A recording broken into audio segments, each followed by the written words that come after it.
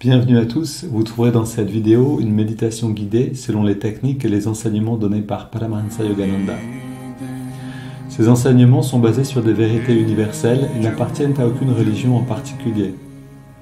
La tradition yogique dont ils sont issus les met au service de l'humanité tout entière. Si vous voulez profiter pleinement de cette expérience, prenez le temps de passer par chacune des techniques guidées ici. Elles permettent tout ensemble de mieux goûter à ce que l'on appelle l'état de méditation. Cette vidéo contient également une technique de préparation à la méditation appelée Yogoda, qui sert à la fois à nous recharger en énergie et à développer la perception de celle-ci. Pour apprendre cette technique, ouvrez la liste de lecture « Apprendre Yogoda ». Selon la tradition transmise par Yogananda, un chant précède immédiatement la méditation afin d'orienter nos pensées et nos sentiments vers une fréquence propice.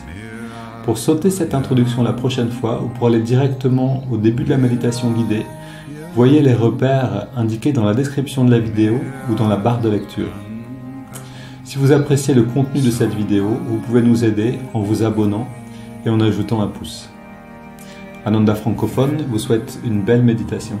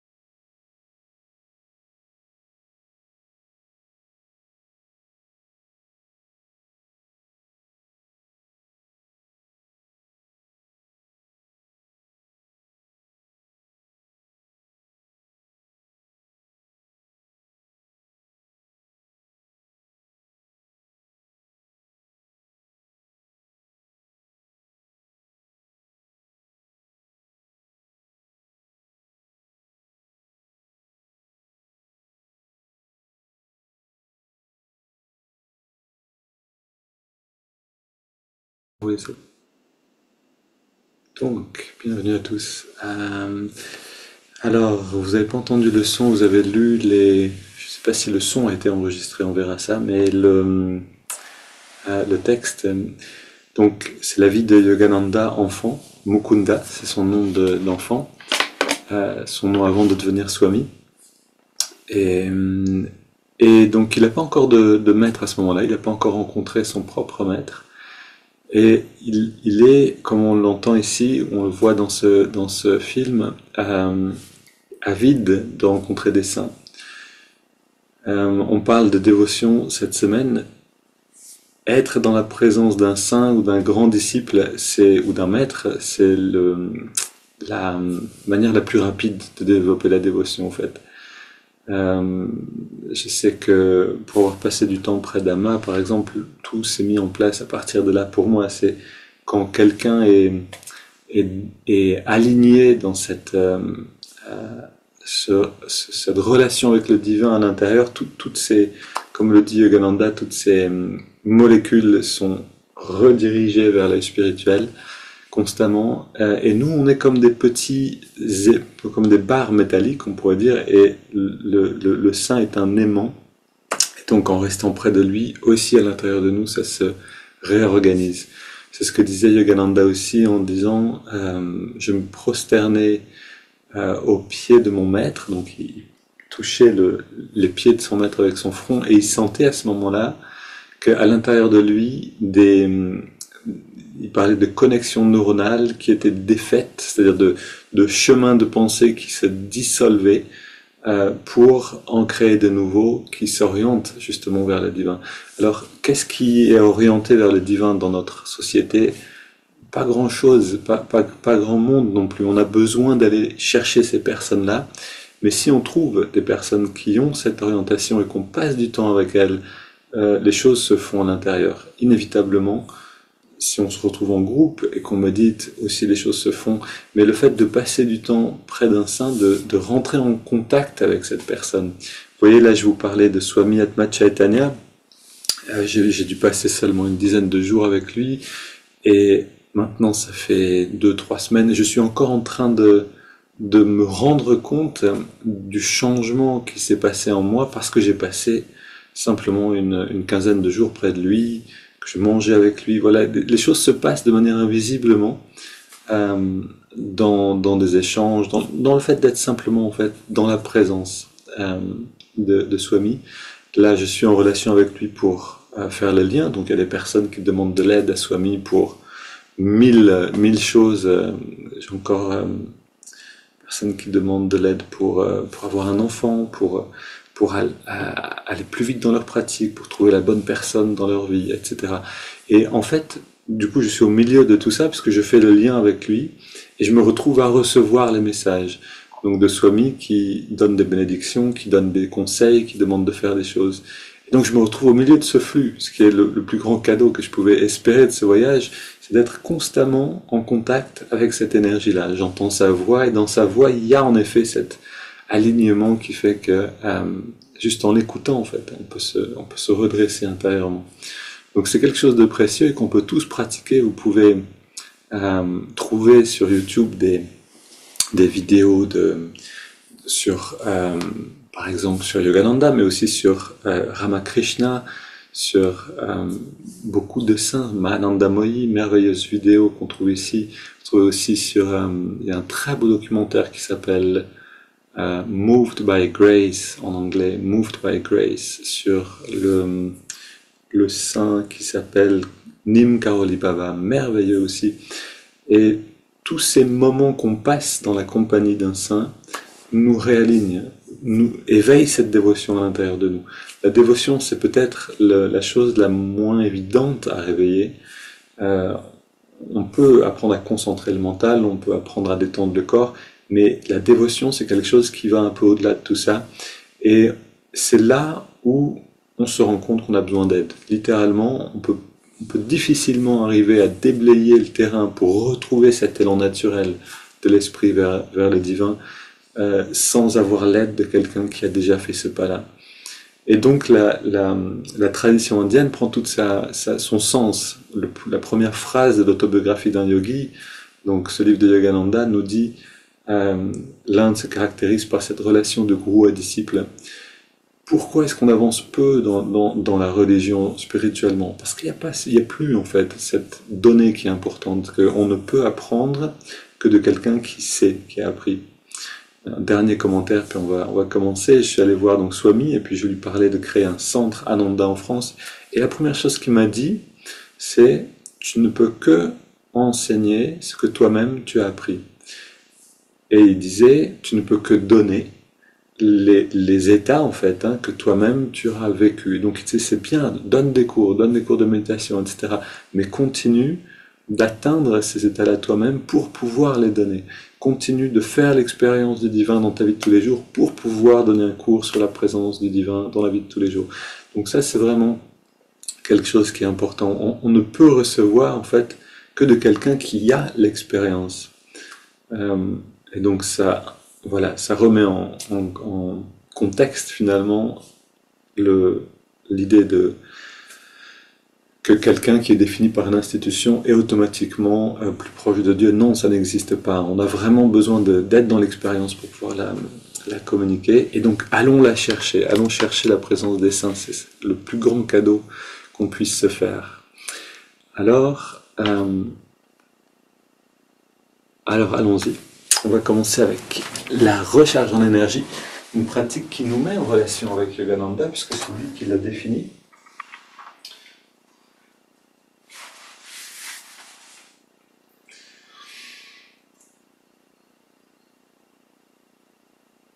Esprit infini, recharge notre corps avec ton énergie cosmique, notre mental avec ta concentration et ta détermination, notre esprit avec ta sagesse et notre âme avec ta joie toujours nouvelle. Éternelle jeunesse du corps et de l'esprit, demeure en nous pour toujours.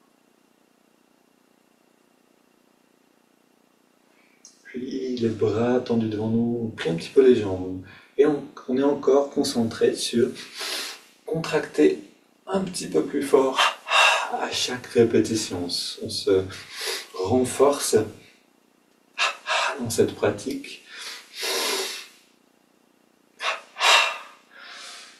On apprend à engager plus de force de volonté, c'est-à-dire à agir avec plus de force sur les muscles, concrètement, mais aussi sur le flux d'énergie, en augmentant l'effort musculaire à chaque répétition.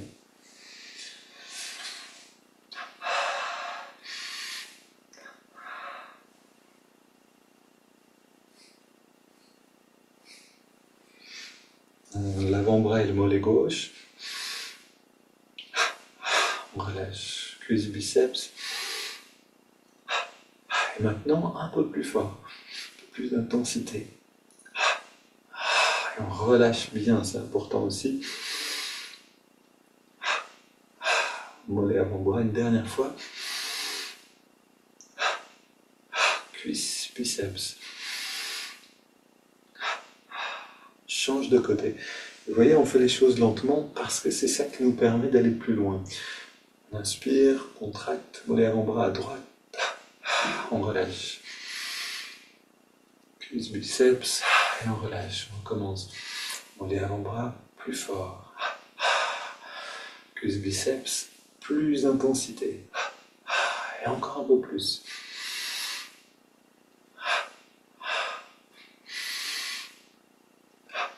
Rappelez-vous, donc jamais violemment, mais toujours progressivement. C'est pour ça qu'on a besoin de temps ici, c'est les deux côtés ensemble.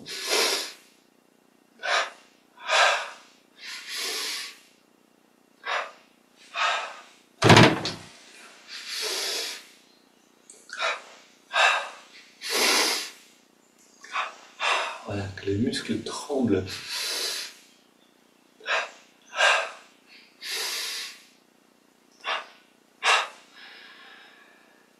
Prends une grande inspire détendue, les yeux fermés, complètement relâchés. Voilà, déjà un grand coussin de bien-être qui est là. Peut-être que vous le ressentez aussi déjà.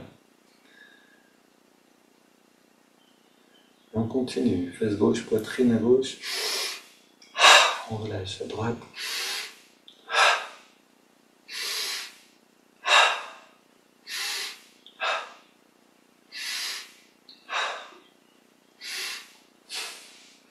Le bas du dos, à gauche et à droite.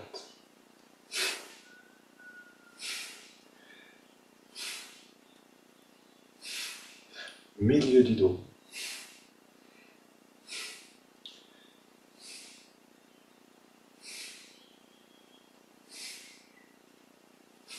Le haut du dos.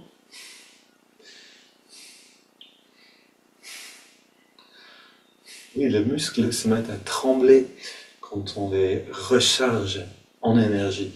En fait, il y avait un moment dans la vie de Amma où elle recevait tellement d'énergie divine pendant les darshan que tout son corps tremblait. Et nous, on a besoin de stimuler cette énergie, de la faire rentrer par l'action de la volonté. On contracte le cou 3 fois, puis à gauche et à droite.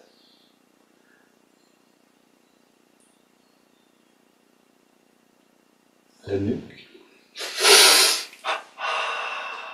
Encore. On contracte le cou, on fait des petits cercles dans les deux sens, puis détendu, grand cercle.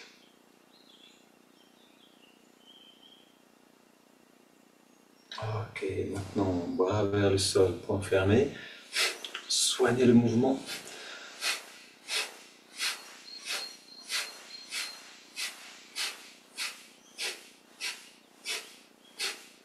Mains sur les hanches, jambes légèrement écartées.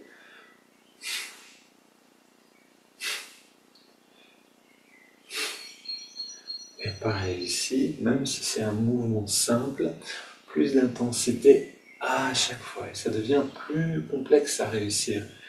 On apprend à le faire. Donc le mouvement est là, mais il y a aussi tout le vécu intérieur, l'intensité qu'on augmente, la détente qu'on approfondit à chaque fois ici, donc sur les vertèbres. Et donc on a besoin de passer par ces mouvements plusieurs fois et aussi régulièrement et de les faire lentement pour les améliorer. Méfiez-vous d'aller trop vite ou de faire des choses mécaniquement, automatiquement. C'est là où on arrête de progresser.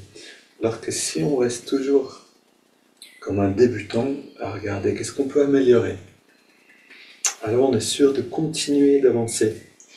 Et pareil pour la méditation.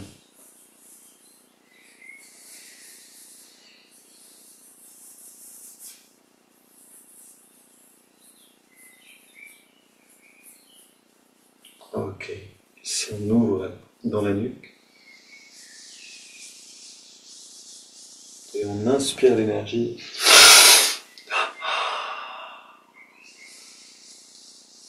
On la boit littéralement.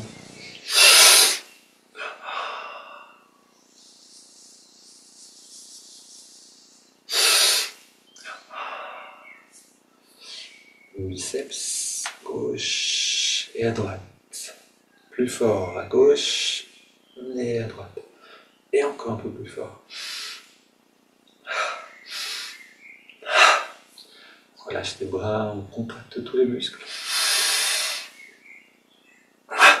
Encore une. On continue directement avec le pied gauche. On relâche le pied gauche, pied droit, et on relâche le mollet gauche, et on relâche droite.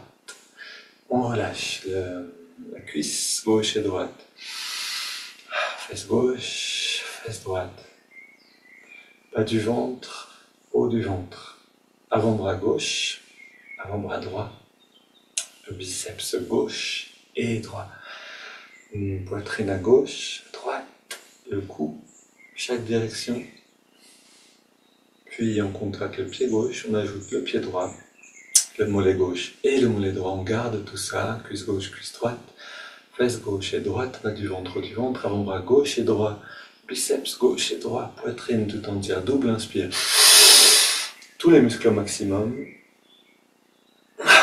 On relâche le cou, la poitrine à droite et à gauche. On garde le reste. On relâche l'épaule et le biceps droit et gauche, avant-bras droit et gauche.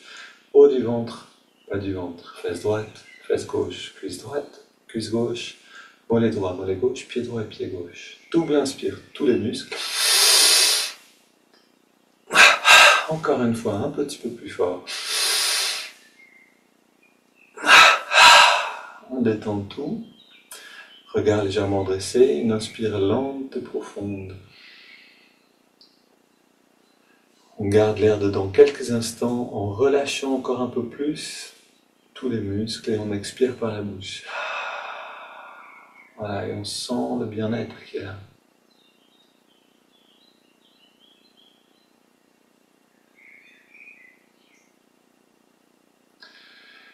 Et si vous ne sentez pas encore de bien-être, c'est juste qu'il y a besoin de continuer de pratiquer chaque jour, chaque jour. À force, les tensions vont disparaître et le bien-être va apparaître.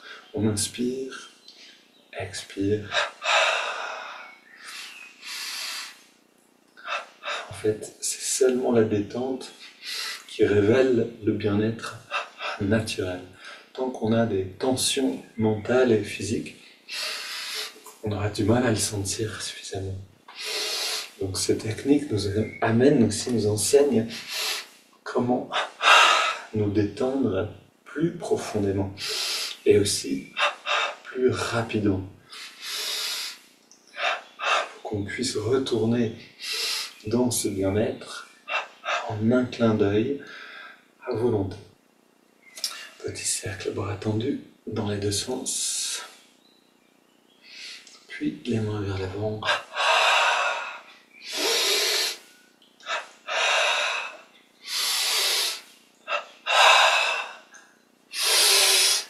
On relâche les bras le long du corps, on ouvre et on ferme les doigts, les mains vers l'avant, vers le haut, grand mouvement des bras,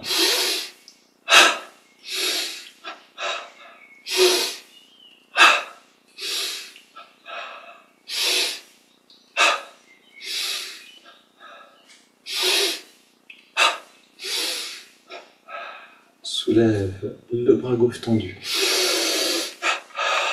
Sentez que vous avez une valise pleine à bout de bras, quelque chose de lourd, une chaise, ce que vous voulez, pour que l'effort soit consistant.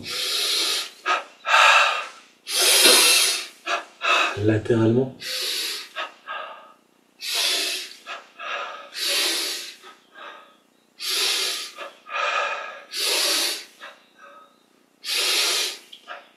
Puis on marche sur place. Je suis positif, énergique et enthousiaste. Je vais chercher cet enthousiasme à l'intérieur de moi.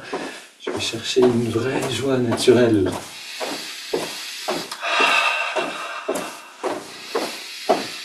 Et on court sur place.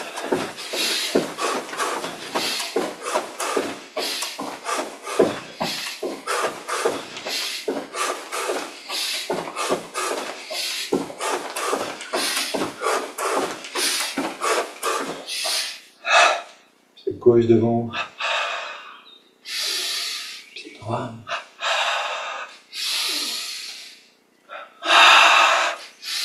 on améliore, encore un petit peu,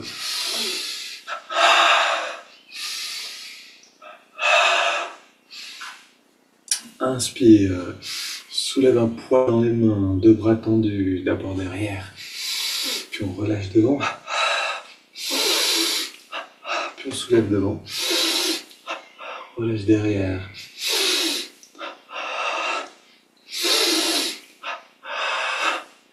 Inspire au maximum, puis on vide les poumons. On fait rentrer le ventre. Inspire, expire.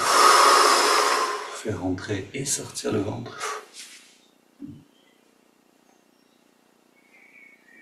Et encore.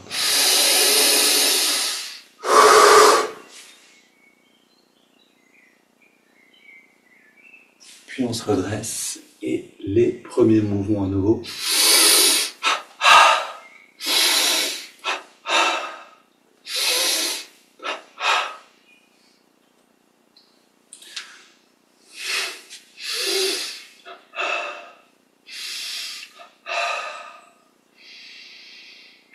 Expire. Côté droit.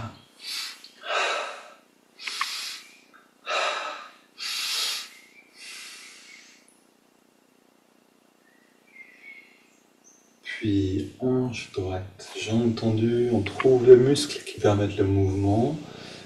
On augmente l'action de ces muscles 3 fois dans l'autre sens. Jambe droite.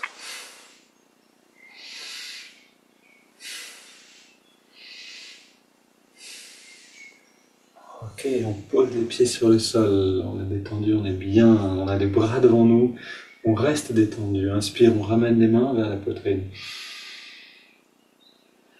Puis à l'expire, les mains retournent vers l'avant et notre aura grandit.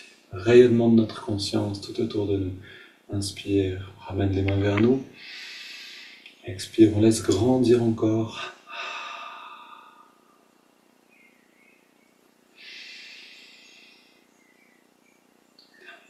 On permet à la conscience de devenir plus subtile.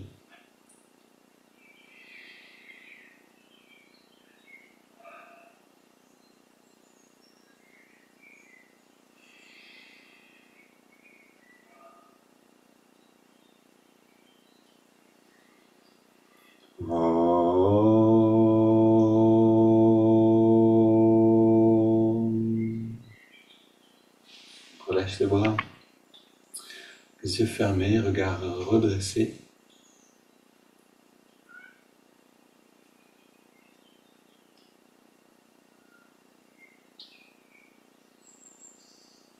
On se perçoit soi-même, mais sous un autre angle. On perçoit le corps d'énergie lui-même.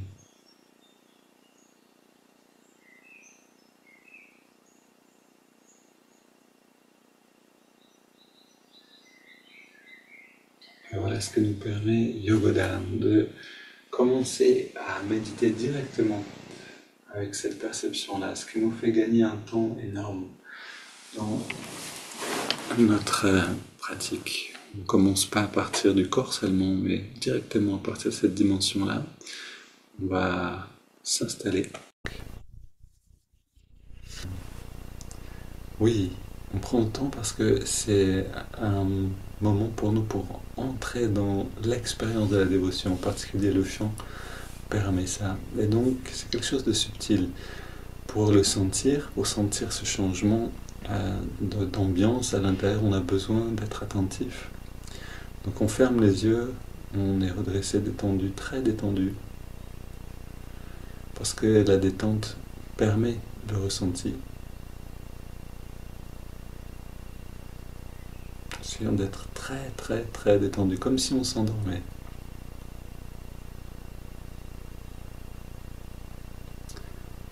Et on trouve l'espace de la poitrine et on entre dedans. On sent la respiration à cet endroit-là.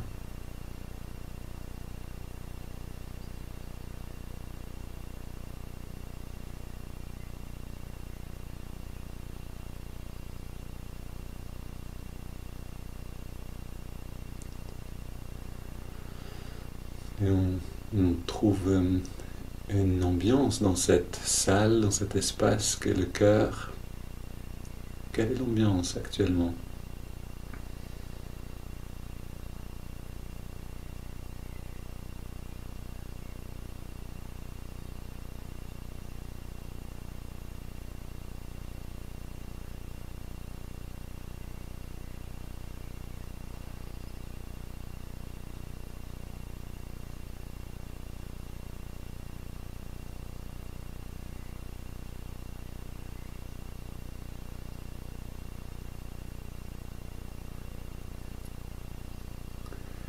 Et en fait, on va chanter un autre chant plus simple, comme ça on va vraiment pouvoir garder les yeux fermés et sentir cette invocation. Donc le chant, viens à moi, ô Jésus, emplis-nous de lumière. Très simple. Et ici, Jésus, c'est celui qui nous apporte cette lumière spirituelle. Essayons de sentir comment elle s'installe en nous petit à petit.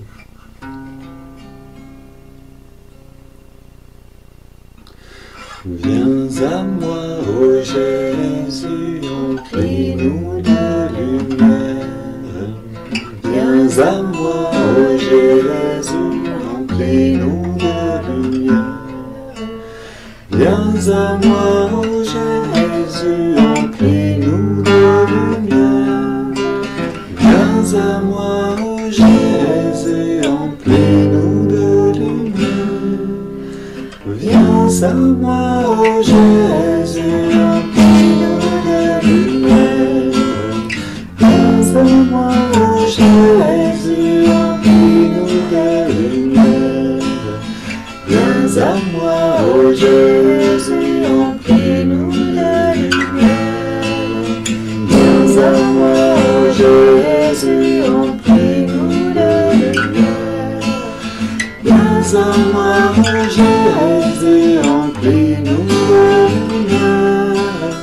Viens à moi, ô Jésus, emplis-nous de lumière. Viens à moi, ô Jésus, emplis-nous de lumière. Viens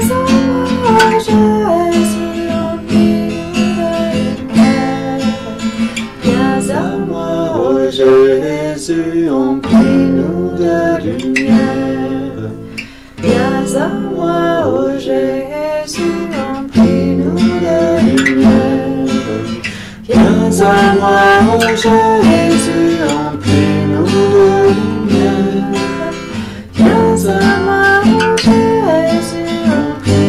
de lumière. Viens à moi, ô Jésus, emplis-nous de lumière. Viens à moi, ô Jésus, emplis-nous de lumière. Viens à moi, ô Jésus, emplis-nous de lumière. Viens à moi, ô Jésus, emplis-nous de lumière. Viens à moi, ô Jésus, emplis-nous de lumière. Viens à moi, ô Jésus, emplis-nous de lumière. Viens à moi, ô Jésus, emplis-nous de lumière. Viens à moi, ô Jésus, emplis-nous de lumière. Viens à moi, ô Jésus, emplis-nous de lumière. Viens à moi, ô Jésus, emplis-nous de lumière. Viens à moi, ô Jésus, emplis-nous de lumière.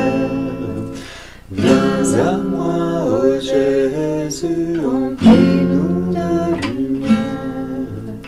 Viens à moi, ô Jésus, emplis-nous de lumière.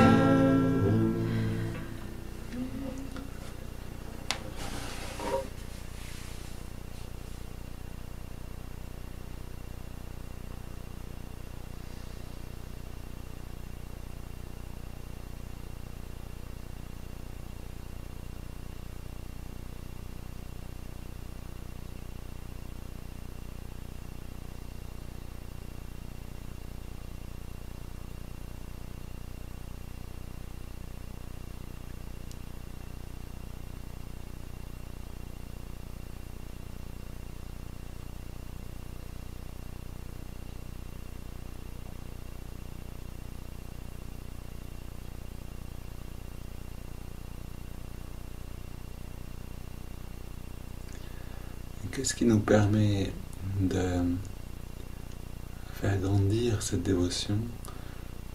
Le fait de savoir que quand on chante pour un maître, le maître est là, qu'il est près de nous, qu'il écoute chaque parole, et en fait qu'il nous aide à remplir notre cœur avec sa présence.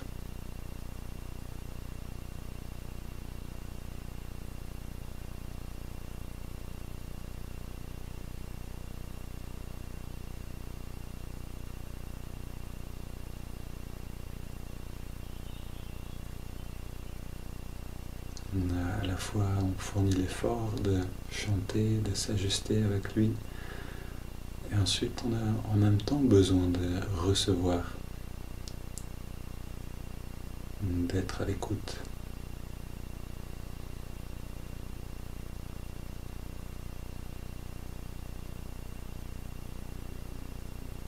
c'est-à-dire de ressentir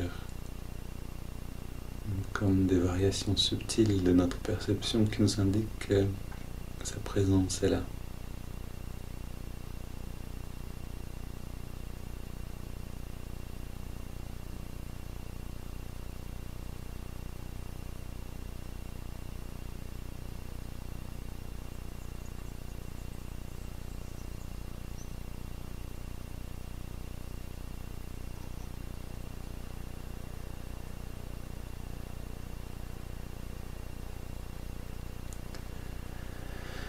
Et si on peut toucher cette présence, si on peut en faire l'expérience, alors on est déjà catapulté dans ce qu'on appelle samadhi, c'est-à-dire une forme d'union avec le divin. Si on peut commencer notre méditation avec cette qualité-là, alors la méditation a un tout autre goût. C'est quelque chose d'autre. Et c'est ce qu'on veut développer pour être constamment dans cette présence. Pas seulement quand on médite ou quand on chante, mais à chaque instant. Comme le disait frère Laurent, celui qui a écrit « Pratiquer la présence de Dieu », il disait « Ramasser un brin d'herbe ou un brin de paille ou prier dans la chapelle, tout ça, je le ressens avec la même intensité de dévotion. Et on a besoin, nous aussi, d'arriver à ça.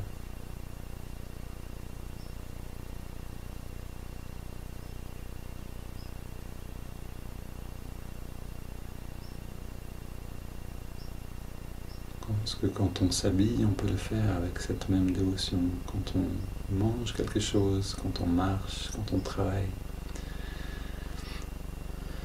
Et maintenant, on s'entraîne à ça, on se prépare, on rentre dans la dévotion par le chant et on amène cette qualité-là dans l'observation du souffle.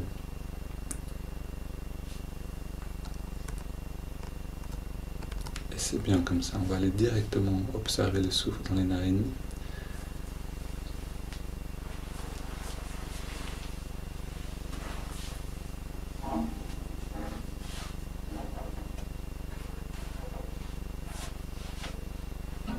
Ressentir l'endroit dans les narines où on sent l'air le mieux.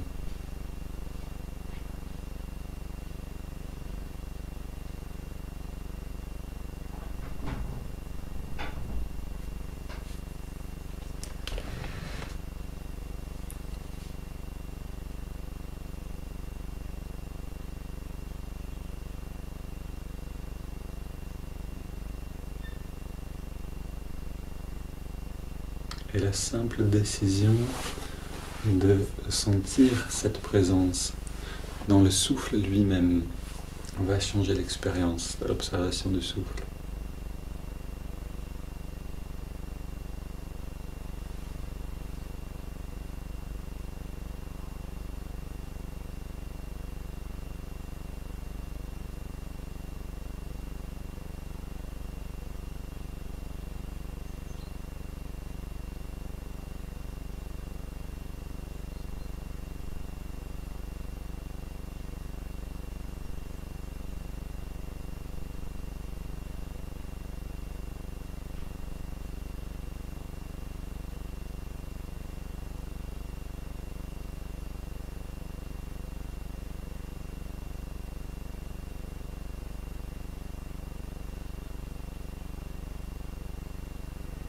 Maintenant, comment faire pour être centré et pour ne pas s'éparpiller? On prend plaisir à la respiration, on y trouve une dimension nouvelle et on savoure cette expérience à chaque fois, à chaque respiration, à chaque instant.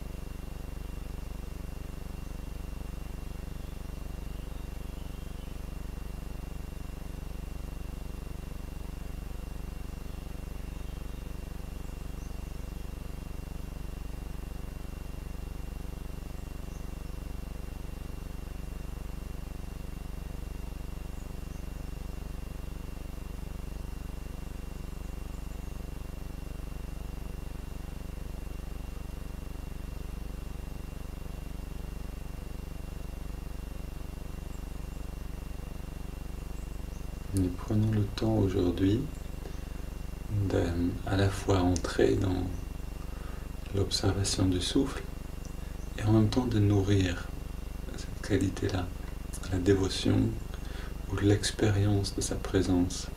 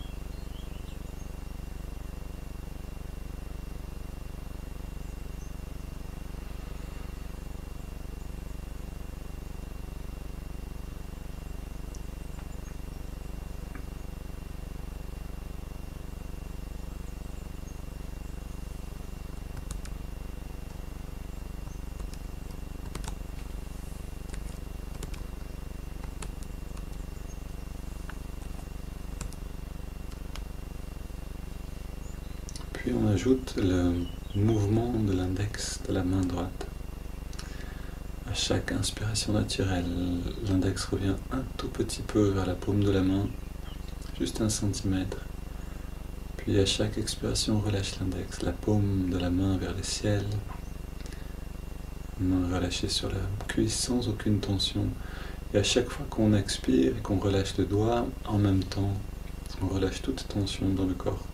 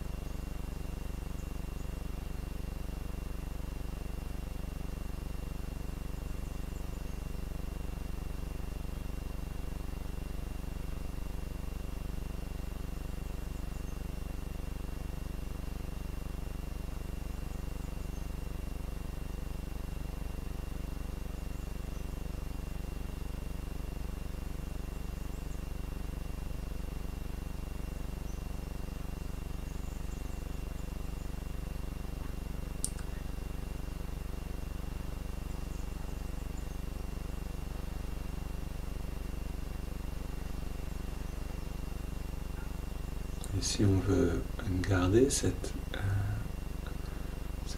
élément de la dévotion dans la pratique de la méditation, plus que le garder, le nourrir, on a besoin de se rappeler de temps en temps que sa présence est là, qu'on est dans une expérience particulière.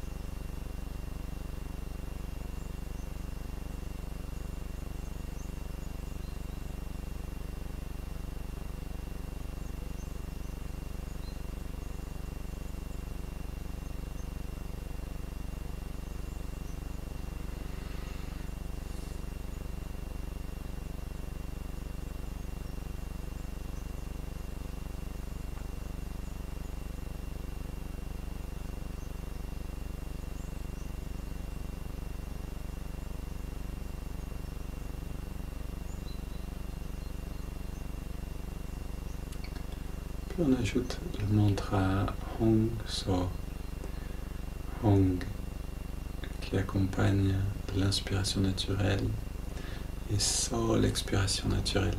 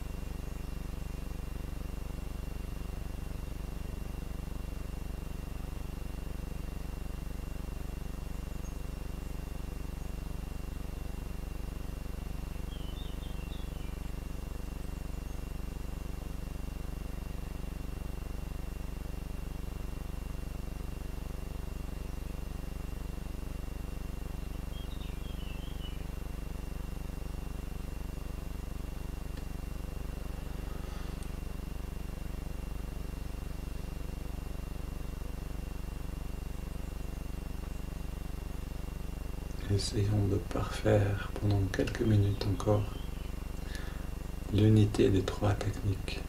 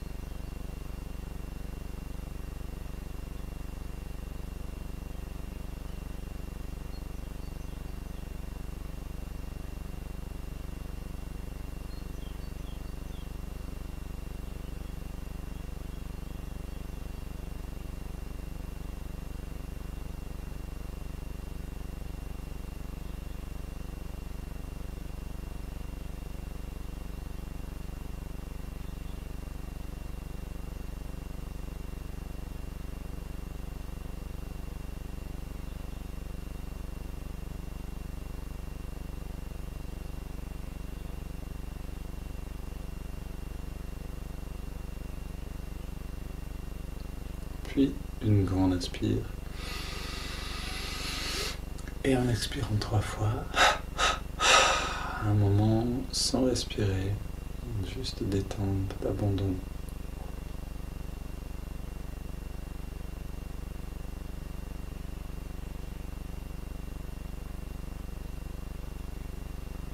Puis on laisse le corps respirer de lui-même et on abandonne toute technique, tout effort. Aussi longtemps que c'est possible. Devenir simplement témoin de l'expérience du bien-être à l'intérieur. Et si le mental revient, on a besoin de réengager un petit peu une pratique, une affirmation ou un mantra ou l'observation du souffle. Voyez ce qui est nécessaire et essayez de retourner régulièrement à ce silence.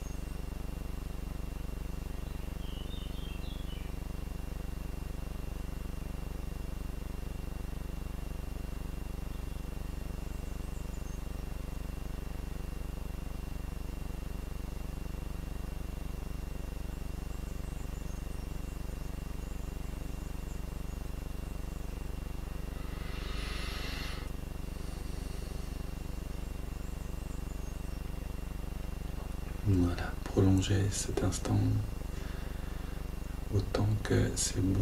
Une belle journée à tous et à demain.